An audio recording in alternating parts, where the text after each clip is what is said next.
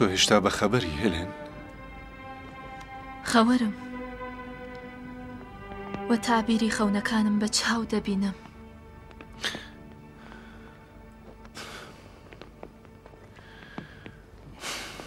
درەنگ یا زوو دەبوایە کارێکمان بکردایە و ئەمەش باشترین دەرفەتە. دەمەوێت لە مەجلسی سبەینێدا من چوارەمین کەسی ئێوە بم.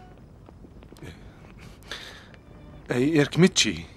خۆدای ئێرکمیت گەورەیە، بێگومان ئەو دەپارێزێ، بەوی دەستپێرین.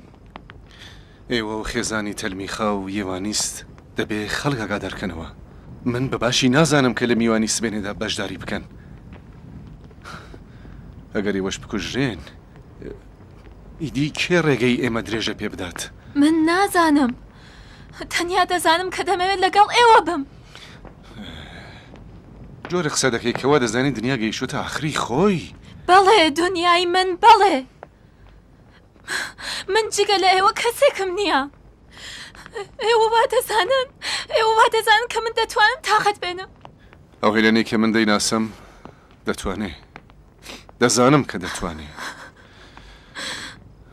و دەزانن کە جیابوونەوە بۆ من ئاسانە؟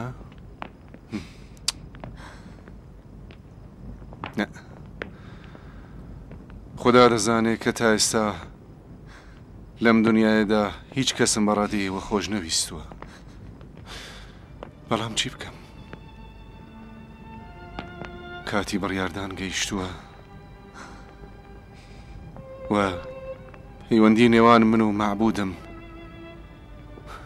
بەم بڕیارە دیاری دەبێ و من دڵنیام کە ئەگەر بڕیارێکی دروست بگرین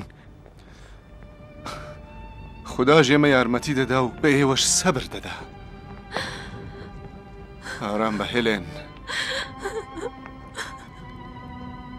بەم چەشنە ئێرکمیدیش لە خەوەڵ دەستێ.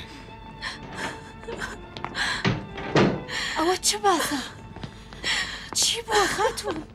بابە خدایە گیان یارمەتیم بدە، ئەو دەیەوێ ئێمە بەجێ بێڵێ. ئارام بن خاتوون، ئارام بن. ئەو دەیەوێ بڕوات. ئارام بە قوربان، ئارام. بابا دایە بۆ چێگری؟ هیچ نییە کوڕم، هیچ نییە. ئەو دەیەوێ بۆ هەمیشە بەجێمان بێڵێ. خدایە یارمەتیمان بدە، هیوامان بە تۆیە خدایە.